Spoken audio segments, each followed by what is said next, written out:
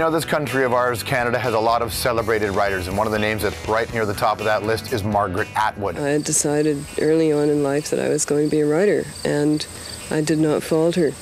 Margaret, as a girl, spent part of every year isolated in the wilds of northern Quebec. That's because the father was a scientist who studied insects in the forest. Now, she's a precocious kid. Margaret started writing at 5. In university, she self-published her first book of poems and actually won her first Governor General's Award in her 20s. My body is a deadly gadget. I reach out in love, my hands are guns. Margaret is best known for her novels like Surfacing, The Handmaid's Tale, and Oryx and Crake, but she's also written essays, satire, kids' books, operas, and cartoons. Winner, Margaret Atwood. Margaret has won almost every major literary award under the sun. She's actually even been immortalized as a Muppet. Today I'm going to read my new story called The Milkmaid's Tale. For nearly 40 years, Margaret has been a highly influential voice in the debate over gender, censorship, and our Canadian identity. People think that they can beat up on supposedly powerless smaller groups. Makes me angry. Makes me sick. Fiercely intelligent with a quick wit, she's also built a reputation as a bit of a tough customer. Life isn't fair. Why should I be? But nobody saw this one coming. In her latest book, Margaret tackles the subject of debt.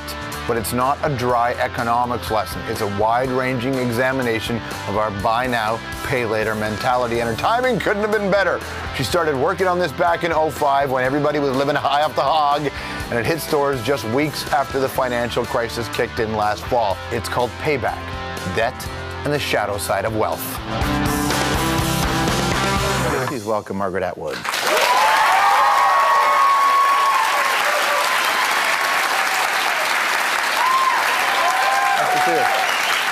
How are you? Pretty Good. good. You just flew in from Hong Kong. How were your travels? My travels were very, very interesting. Were they? Yes. What did you learn?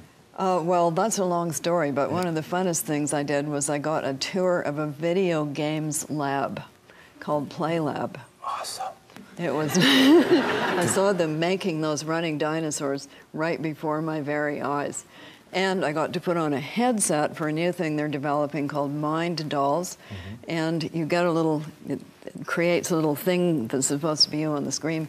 You can make it jump up and down or relax and smile by how you think. And then you can get it to do a tug of war, mild, medium, and hard. I won mild. How did you do in media, Margaret? I didn't. Well, my story is the batteries were down on the headset. Right. And who's going to question you? You're Margaret Atwood. They're going to be like, they must be down, right? Well, they told me the batteries were down. Wow.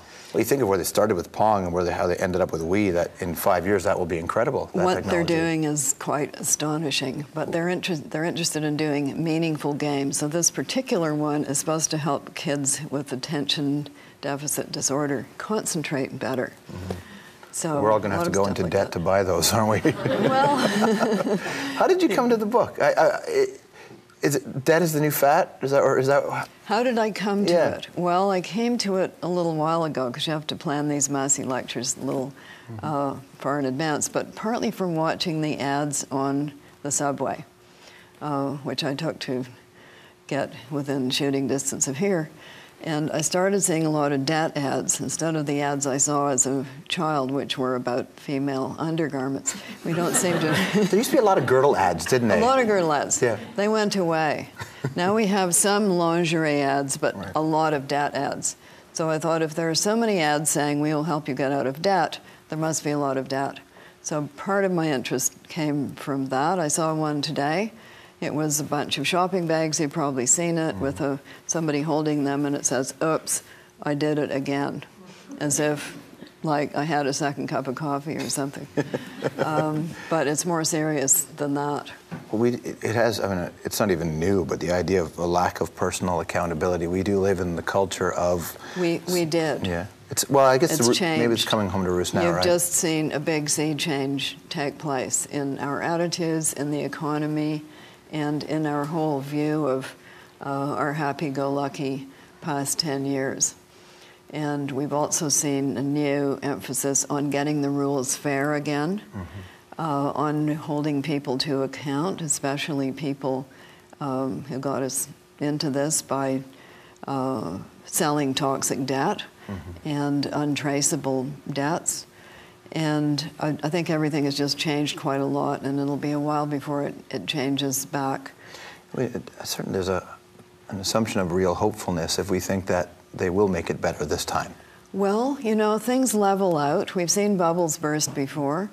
Things level out, you find the ground, and then people rebuild.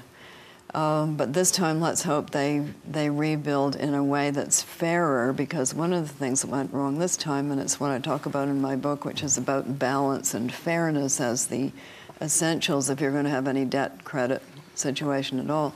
Maybe they'll get the rules right this time. What happened was they took the lid off the cookie jar and people took the cookies. They took the crumbs. All right, stick around. When we come back... we got the crumbs. Yeah, we did get... They got the cookies. I figured we just had the bottle broken over our head, but that's all right. When we come back, we're going to play the weather game with Margaret. What's the weather game? You'll find out. More with Margaret Atwood after this. What do you do when the people you entrust to enforce, create the laws, are the ones that betray you mega big time?